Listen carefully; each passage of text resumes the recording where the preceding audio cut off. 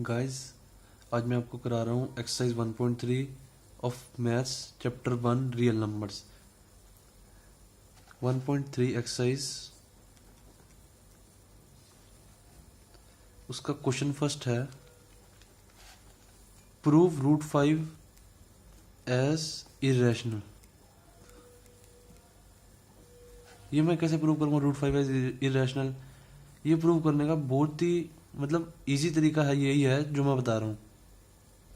ये irrational prove होता है कॉन्ट्रेरी से। कॉन्ट्रेरी मैं बताता हूँ, कॉन्ट्रेरी जो होता है हम इसको सबसे पहले रैशनल लेके चलेंगे, फिर हम देखेंगे तो वो रैशनल नहीं आ रहा होगा। सबसे पहले हम रूट 5 को लेंगे rational. Let root 5 as rational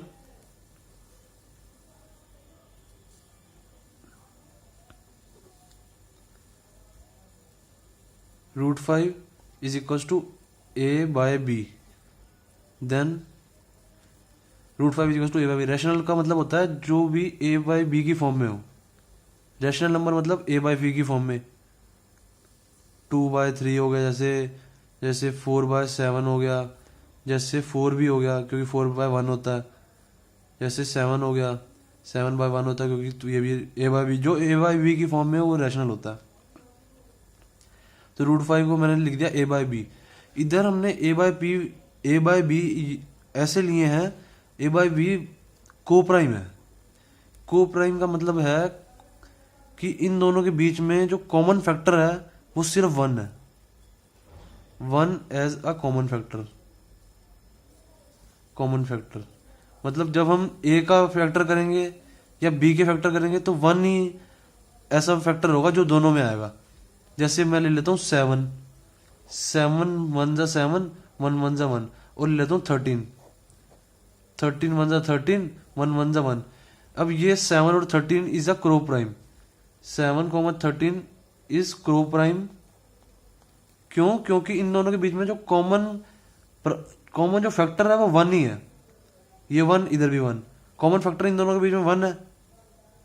बाकी और कोई कॉमन फैक्टर नहीं। अगर और कोई भी कॉमन फैक्टर होगा इन दोनों के बीच में तो वो को प्राइम नहीं होंगे। ठीक है, तो इधर हमने ए बाय बी ऐसे लिखेंगे, ये को प्राइम है, मतलब ये इनका सिर्फ बीच में जो कॉमन फैक्टर है वो 1 है। ठीक है, root 5 is equal to A by B. अब हम क्या लिखेंगे? अब हम लिखेंगे A is equal to B root 5। A B को इधर ले गए, मल्टीप्लाई कर दिया ना बी को इधर। A is equal to B root 5। अब हम ना कभी भी रूट नहीं रखते ऊपर, तो हम रूट हटाने के लिए दोनों साइड का स्क्वायर कर देते हैं। A square equal to B root 5 का स्क्वायर। अब ये शायद सबको पता होगा मेरे हिसाब से, पर चलो फिर भी बता देता हूं मैं। रूट 5 इंटू में रूट 5 क्या होता है? 5 होता है। कोई देखो मैं बताता हूं, जो रूट 5 होता है ना उसका मतलब होता है, रूट का मतलब होता है उसकी पावर 1/2। ठीक है, तो अब मैं इसका स्क्वायर कर रहा हूं। ये स्क्वायर ही तो किया मैंने, रूट 5 का स्क्वायर। तो 5 2 से 2 कट जाएगा, 5 की power 1 is equal to 5 answer. मतलब किसी भी चीज का हम स्क्वायर, रूट का स्क्वायर करें ना तो आंसर वही आ जाता है। जैसे root 3 into root 3 is equal to 3, क्योंकि रूट 3 इज इक्वल टू होता है 3 की पावर 1/2, उसका हमने स्क्वायर किया। रूट 3 इंटू रूट 3 किया हमने, तो रूट 3 का ये स्क्वायर कर दिया हमने। रूट 3 का स्क्वायर इज इक्वल टू 3 की पावर 1/2 का स्क्वायर। 2 से 2 गया तो इज इक्वल टू 3 आंसर। तो अब A square equal to B root 5 square, तो A square is equal to B 5 का स्क्वायर। ओ सॉरी 5 सॉरी। तो क्या आ गया? A square is equal to 5b आ गया। ये तो सबका आ गया होगा। 5b स्क्वायर, सॉरी यार, बी स्क्वायर, क्योंकि स्क्वायर किया सारा स्क्वायर होगा, वो 5b स्क्वायर, इतना हमारा आ गया। तो हमने देखा एक हमारी थ्योरम कहती है, थ्योरम जो है 1.3 थ्योरम है, वो कहती है अगर कोई, जैसे ए स्क्वायर अगर डिविजिबल बाय 5 है, डिविजिबल बाय जैसे समझ लो कि p square divisible by m है, तो then if p square is divisible by m, then p is also divisible by m। समझे हो? जैसे मैं एग्जांपल देता हूं, 7 का स्क्वायर डिविजिबल बाय है 7 से, 7 7 से 49 होता है, 49 7 से 49 कट जाता, डिविजिबल है ना ये। तो ऐसे ही 7 का स्क्वायर डिविजिबल बाय है 7 से, तो 7 भी तो डिविजिबल बाय है 7 से, ठीक है ना। तो यही थ्योरम कह रही है। अब हम इसके बाद यहाँ पे आएंगे, ये मैं थ्योरम बताना जरूरी है इसलिए बता रहा था थ्योरम। तो अब इधर हम देखेंगे A square by 5 is equal to B square. अब इधर से हमें क्या पता लगता है, इधर से कि ए स्क्वायर इज डिविजिबल, ये क्वेश्चन करने का यही तरीका है और कोई तरीका नहीं है, सबसे इजी तरीका है।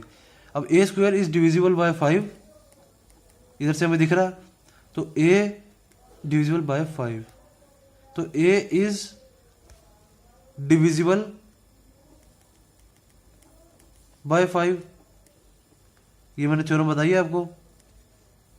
ए इज डिविजिबल बाय 5 आ गया, तो मतलब ए तो 5 से डिविजिबल है, ए इज इक्वल टू 5c। यहां पे हम लिखेंगे A is equal to 5c, क्योंकि ये c हमने एक और कांस्टेंट लिया है। c इज मतलब c हमने इसलिए लिया है, जैसे कोई हमारा डिविजिबल है, ए हमारा 5 से डिविजिबल है, ठीक है, तो हम लिखेंगे ए हमारा 5 से डिविजिबल है, तो 5 ए हमारा अगर 5 से डिविजिबल है तो सी हम कुछ वेरिएबल ले रहे हैं, कुछ ले रहे हैं, क्योंकि जैसे हमारा है 15 इज इक्वल टू 5c, ये हमने लिखा 15 5 से डिविजिबल है, तो 5 इंटू 3 आ जाएगा, c की वैल्यू बदल जाएगी। ऐसे ही अगर हम मैं लेता है यहाँ पे 20 इज इक्वल टू 5c, तो c की वैल्यू इधर क्या आ जाती है 4, 5 4 जा। तो ऐसे ही जब कोई चीज डिविजिबल होती है ना किसी से, जैसे a इज डिविजिबल बाय 5 है, तो इसको लिखने का तरीका है a is equal to 5c। c की जगह कुछ भी आ सकता है, क्योंकि a की जगह कुछ भी हो सकता है, तो c की जगह भी कुछ भी हो सकता है। a is equal to 5c आ गया। तो अब हम इस a की जगह पे हम a is equal to b√5 ये वाली वैल्यू डालेंगे,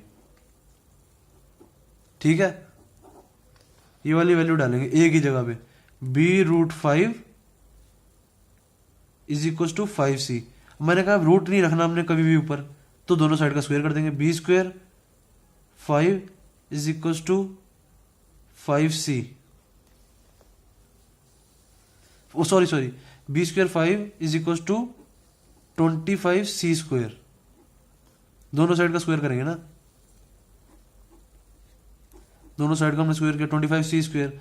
तो अब हमारा इधर आ गया b square 5 is equal to 25c square, 5 से 5 कट जाए, 5 से 25 कट जाएगा, b square is equal to 5c square, 5 5 से 25 हो जाएगा ना, 5 5 से 25, तो b square is equal to 5 square. अब इधर से हमें क्या पता लग रहा है, b स्क्वायर इज डिविजिबल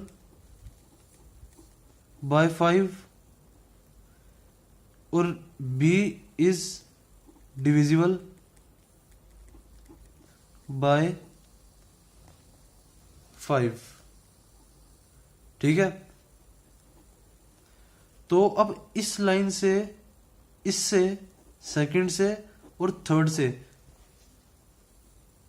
हमें क्या पता लगता है, ऊपर हमने लिया था a और b रैशनल है और को प्राइम है, let root 5 as rational, a by b लिया था हमने, और मैंने a बाई बी बताया था को प्राइम है। को प्राइम वो नंबर होता है जिनके बीच में कॉमन फैक्टर होता है सिर्फ और सिर्फ 1। पर इधर तो मैं देख रहा हूं a और b मैंने को प्राइम लिया, a इधर 5 से जा रहा है, a इज डिविजिबल बाय 5 और b is divisible by 5, a भी 5 से डिविजिबल है और b भी 5 से डिविजिबल है, इधर दिख रहा है सेकंड और थर्ड से, a is divisible by 5, b is divisible by 5। पर मैंने इनको तो को प्राइम लिया था कि 1, कि इनके बीच में जो प्राइम फैक्टर, जो कॉमन फैक्टर होगा वो सिर्फ 1 होगा, 1। तो इधर तो 5 आ रहा है इन दोनों के बीच में, a is divisible by 5, b is divisible by 5, तो मेरी कॉन्ट्रडिक्शन आ गई। So from from first, sorry, second equation और थर्ड इक्वेशन से मुझे ये पता लगता है कि ए कॉमा बी आर नॉट को prime numbers. So root 5 is irrational.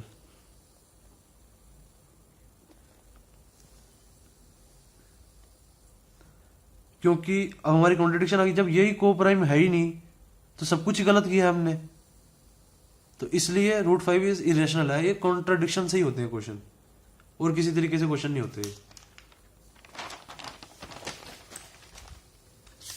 अब अगला क्वेश्चन है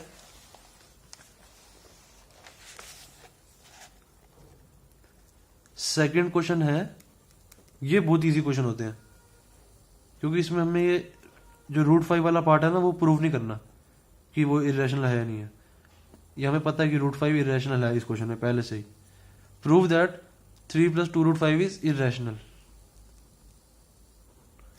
अब मैं ये बताता हूं कैसे प्रूव करेंगे।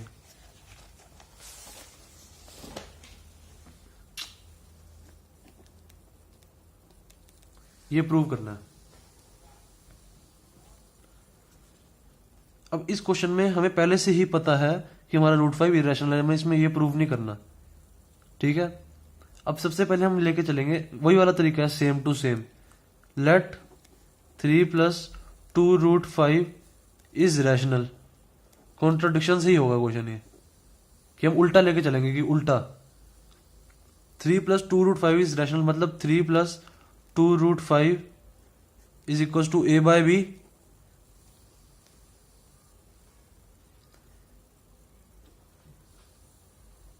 Three plus 2 √5 is equal to a/b आ गया। तो अब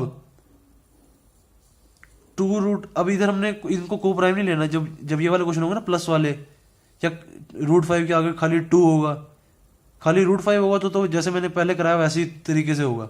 पर जब उसके आगे कुछ होगा या प्लस में भी कुछ होगा तो हम ऐसे करेंगे। इसमें को प्राइम नहीं लेना। इसको करने का तरीका बिल्कुल लगा, छोटा सा तरीका है बिल्कुल।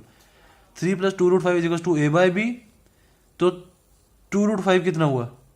2 √5 is equal to a/b - 3, a/b - 3, ठीक है। तो √5 इज इक्वल टू 2 नीचे आ जाएगा। पहले इसका हम एलसीएम लेंगे। 2 √5 इज इक्वल टू, इसका एलसीएम ले लो b a - 3b, ठीक है। इसका हमने एलसीएम ले लिया इस वाले पार्ट का। तो अब √5 क्या हो गया हमारा?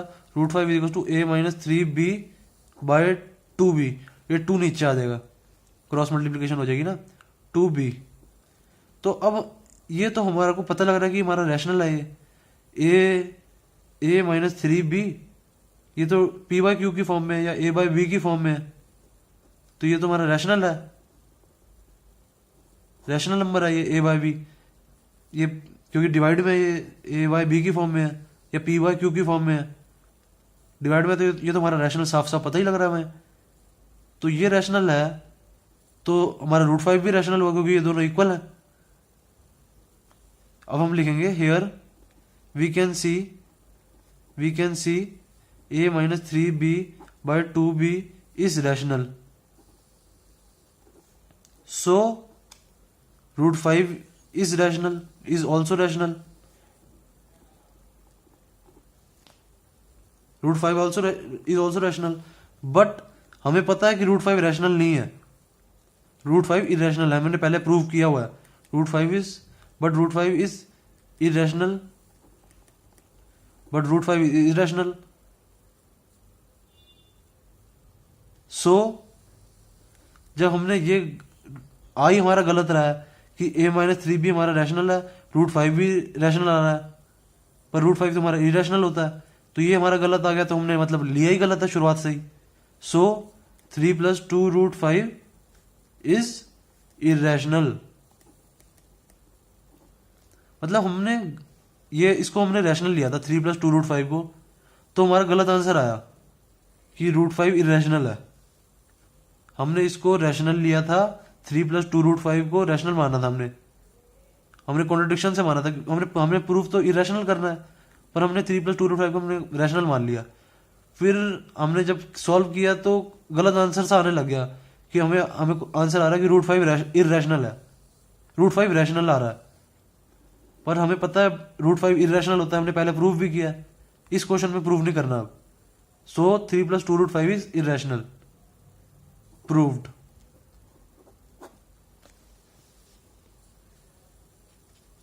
ऐसे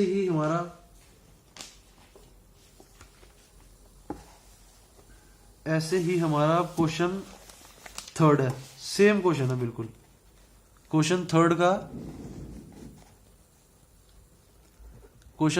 का सेकंड पार्ट देखो। चलो फर्स्ट पार्ट करा देता हूँ पहले, या सेकंड पार्ट करा देता हूँ पहले, सेकंड ना थोड़ा सेम है। सेकंड पार्ट देखो, 7√5 को प्रूव करना है हमें कि ये इरेशनल है। वही सेम ऊपर वाला तरीका जो अभी मैंने बताया। 7√5 लेट 7√5 एज रैशनल, ठीक है। 7√5 एज रैशनल, तो 7√5 किस फॉर्म में होगा? 7√5 इज इक्वल टू a/b। √5 क्या आ जाएगा हमारा? a/7b। तो फिर वही तरीका, here we can C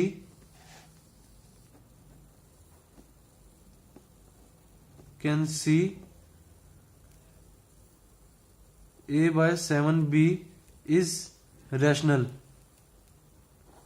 so √5 is also rational। But हमें पता है, but √5 is irrational, we know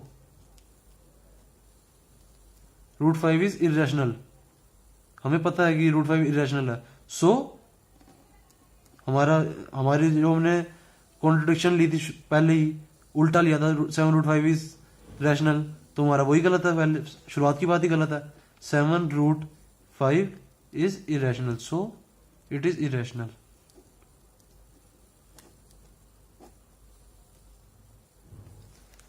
third का सेकंड पार्ट भी हो गया।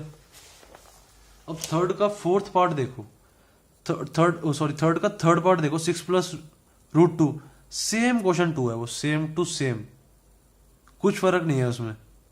बस आगे वो हल्का सा जो फर्क है वो आप अपने आप करके देखो, अगर नहीं आया तो मेरे से जरूर पूछो। बिल्कुल सेम टू सेम क्वेश्चन है, कुछ नहीं करना उसमें, सेम टू सेम क्वेश्चन 2 की तरह क्वेश्चन करना है वो। अब क्वेश्चन थर्ड का फर्स्ट पार्ट कराता हूं मैं।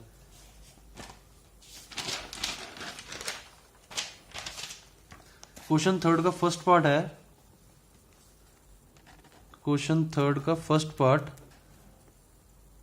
Prove 1/√2 as irrational. अब ये जो सबसे पहले मैंने तरीका बताया था वही सेम क्वेश्चन है जो √5 में मैंने रैशनल प्रूव किया था। जो मैंने √5 रैशनल प्रूव किया था, ये उसी जैसा सेम तरीका है।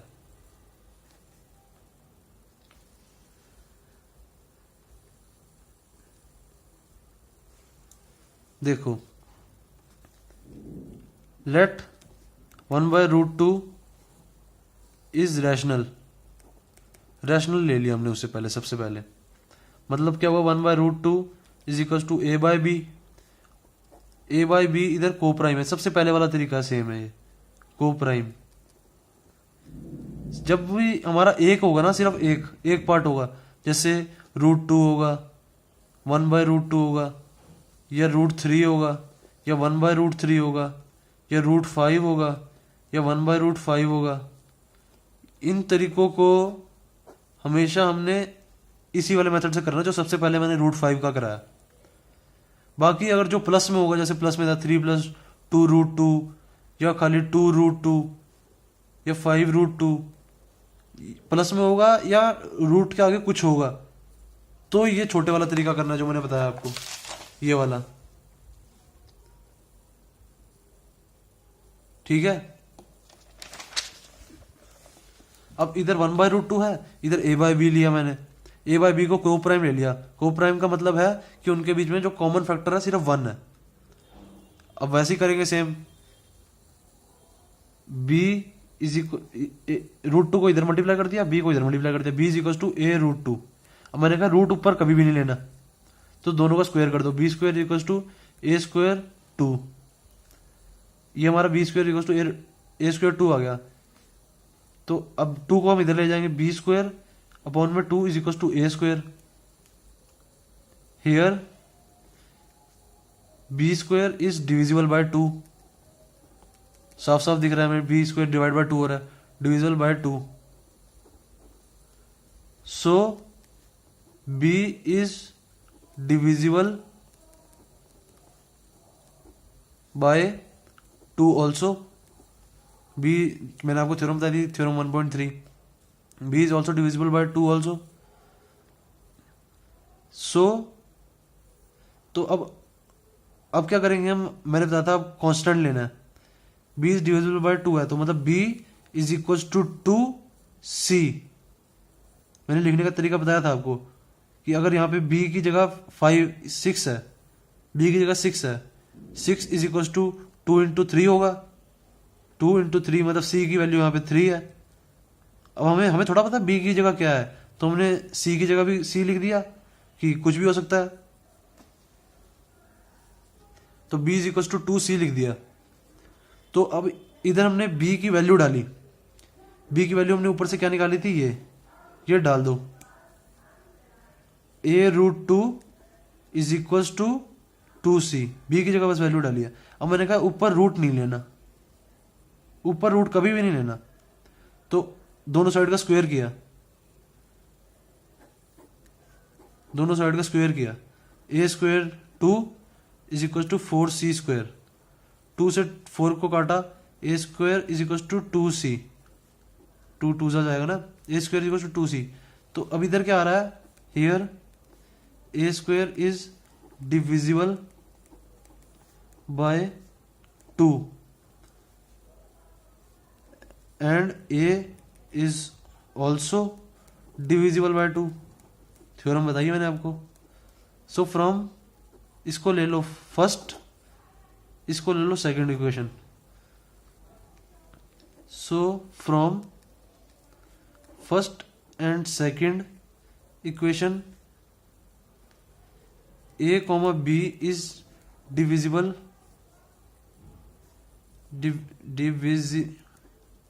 सॉरी इज नहीं are, a, b are divisible by 2,